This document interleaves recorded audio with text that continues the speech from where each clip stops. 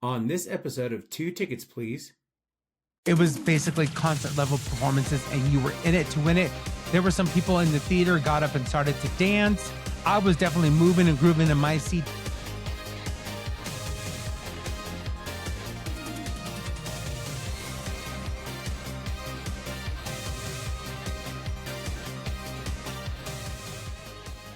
Hello and welcome to Two Tickets, Please. I'm Art. Once again, without an Amber. Well, our girl Amber decided to take a week off and go explore the thrilling sport of cliff diving in the Caribbean, as one does. So while she is away perfecting that sport, I will be flying this episode solo.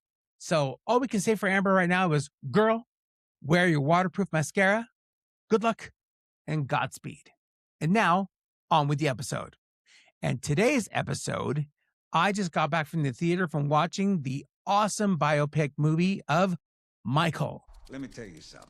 In this life, you're either a winner or you're a loser. Y'all want to work in a steel mill like me for the rest of your days? No, sir. Yeah, because I sure as hell don't. Y'all willing to fight for it? Yes, sir.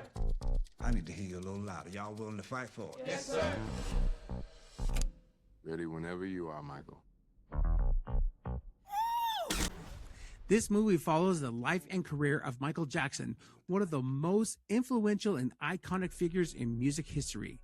The film explores his rise to superstardom, starting as the frontman for the Jackson 5, then transitioning to his amazing solo career as the king of pop, and eventually his relationship with fame, family, and solitude.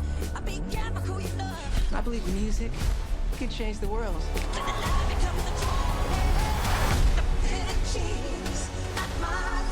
Spread love, joy, and peace. That is what I want the world to feel.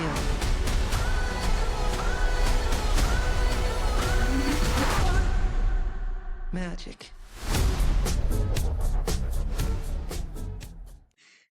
This movie stars Jafar Jackson as Michael Jackson, Giuliano Valdi as young Michael Jackson, Coleman Domingo as Joe Jackson, Michael's father, Neil Long as Catherine Jackson, Michael's mother, Miles Teller as John Branca as the entertainment lawyer for Michael Jackson. And this is directed by Antoine Fuqua, who is known for directing Training Day and the Equalizer trilogy.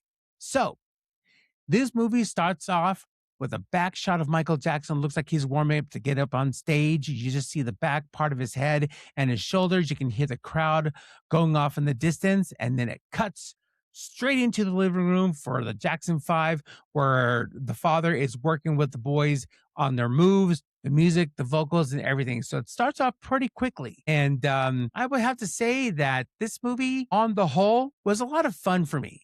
Now, I wouldn't say it's the most in-depth biopic ever by far. There's a lot of things missing or facts missing from Michael Jackson's life and the parts that it covers in this movie, but we'll get into that later. This movie stars Jafar Jackson as Michael Jackson, and I'm telling you, he is amazing. But even maybe slightly more amazing is Giuliano Valdi. This kid was an awesome find.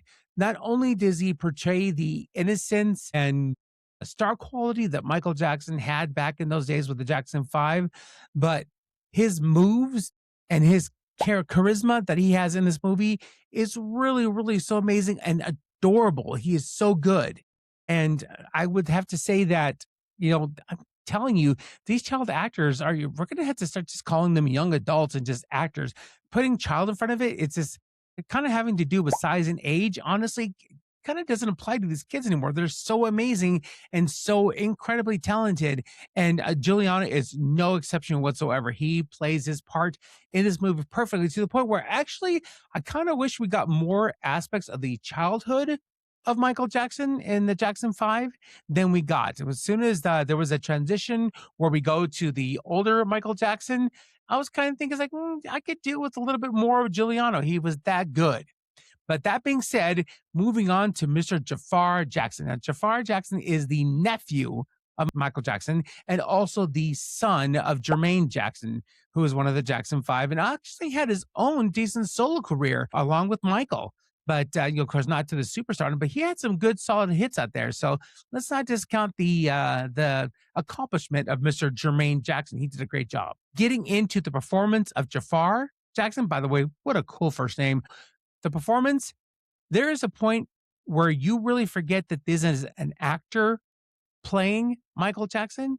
And after about maybe 15, 20 minutes, you actually start to think that actually this is Michael Jackson. And that actually helps take you into the movie, become more part of the movie and engulfed in the movie. So hats off to his performance, that this is officially his first real acting gig. Apparently he's already been a musician. He writes and he produces music. Of course, he's a Jackson. And when they approached him, they had asked him if he would be interested in doing the movie. So he had told the reporters that he would had to think about it. And then he sent in a little recording of himself and to the producers. And the moment they heard that, they called him back and said, you know what, we're going to get you acting classes. We're going to get you a coach.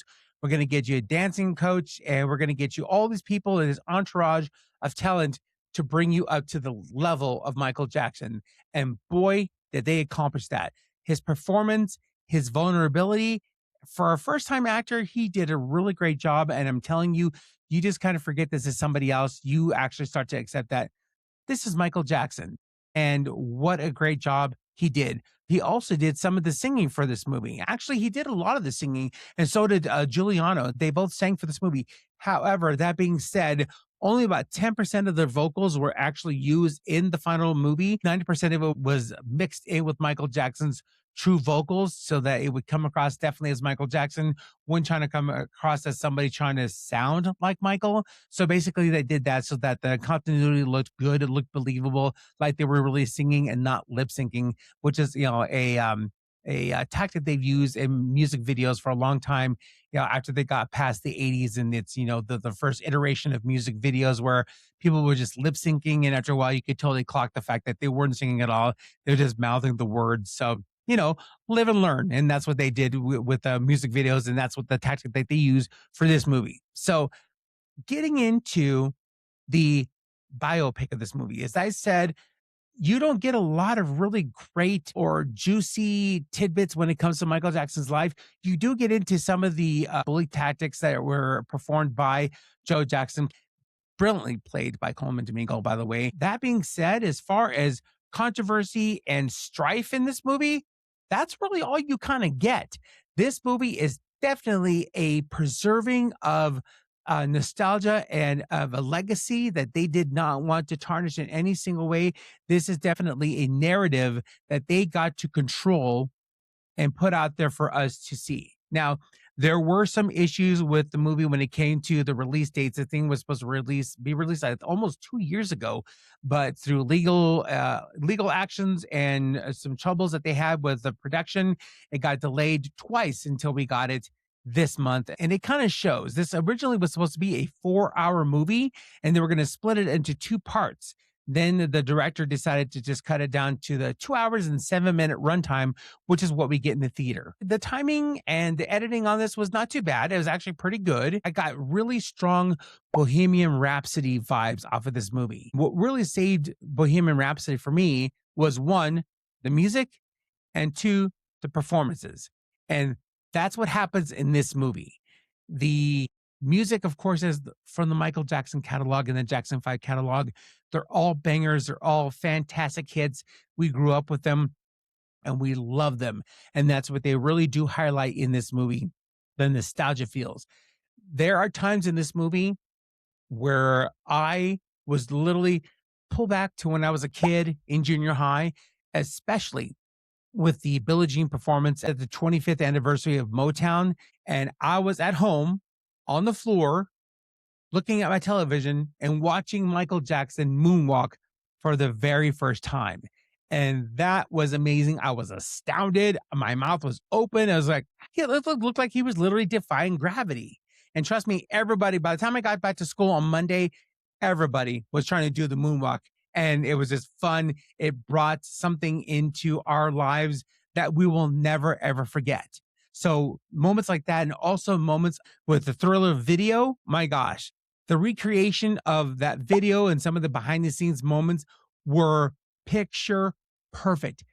picture perfect. It was just stepping back into the 80s and remembering seeing that for the first time at MTV back in its heyday when there were actually videos on MTV, videos 24/7, and we were there for it. We loved it. We would wait hours just to see our video games until we got wise and started recording on our VHS recorders. Again, we're a little old, just a little old, but the nostalgia feels that you get from this movie and the concert experience. That's the one thing that really saved this movie. At some points in time, it kind of felt like it was just on this right side of a Lifetime movie until you saw the money they poured into the production, especially when it came to the performances and what we saw on the screen. It was basically concert level performances and you were in it to win it. There were some people in the theater got up and started to dance. I was definitely moving and grooving in my seat, just remembering back in the day, Cafe with Me, and at the time when I saw these videos for the very first time. So on the nostalgia, it definitely hits the mark for sure. And the music is definitely on point because it's Michael Jackson. And if you are a Michael Jackson fan, you're going to love the way they hit the music in this production. Now, there are, again, as I said, there are some things missing in here. One of the main things I thought was really weird that was missing was any portrayal of Janet Jackson, who was a major sibling in the Jackson family. Matter of fact, back in 1977, she started starring in the series Good Times. And at that time in 1977, that's when Michael Jackson was actually starting to slowly transition into his solo career. And he was filming The Wiz at that time. They didn't touch on any of that. So they definitely had took out some major points of the Jackson history on that one. Sadly, Janet Jackson is nowhere to be found. They even have LaToya Jackson in here, but Janet, nowhere to be found. So I was kind of hurt with that because I am a huge Janet Jackson fan. I love her almost as much as I do Michael Jackson. Truly, I do. So all in all, I would say if you're going to this movie to see a serious biopic with some really good music and some performances, but getting out to the nitty gritty, including some of the legal battles that Michael Jackson faced during his last half of his career, this is sadly not there. There's nothing really juicy in this one.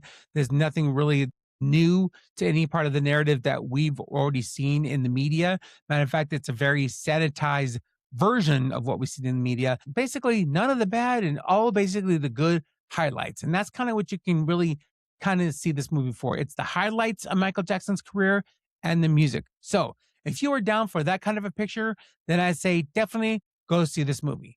For me, being how this was, I'm a huge Michael Jackson fan, and I'm very forgiving when it comes to any kind of a plot line or any kind of narrative when it comes to a movie like this. This definitely gets one ticket for me. And when this comes out on from any kind of other streaming service or any kind of DVD sales, I will be buying my physical copy. I have a lot of Michael Jackson memorabilia, including movies, The Wiz. I have all these movies, and I will definitely and gleefully include this in my collection of Michael Jackson love for his material, love for the artist that he was, and the fact that there's still a hole in our hearts missing from Michael Jackson. There's still a hole in our heart missing somebody as talented and as influential as Michael Jackson was. And in my opinion, much like Elvis Presley, there will never be another person like Michael Jackson. Elvis Presley was the king of rock and roll. Michael Jackson was the king of pop, now and forever. So I hope you enjoyed this episode. I hope it gives you a little insight to what's going on in the movie, without giving away too much of the movie. And thank you so much for joining on this episode. Don't forget to follow us on our socials. We're on TikTok. We're on Facebook. We're on here on YouTube. And we are on also Instagram. I almost forgot the other social. My God, it's really late in the night when I'm doing this. So follow us on our socials. And don't forget to hit the like, subscribe, ring that little bell so you get notified when we get new episodes out to you guys. And don't forget to leave some comments in there. Maybe there's something I may have missed. Maybe there's another movie you want me to cover. Let me know. Let us both know. Hopefully in about a week, Amber will be back from her excursion and cliff diving, and we'll both be back on the podcast. But until then, thank you so much for joining, and keep watching your movies, guys. Bye-bye.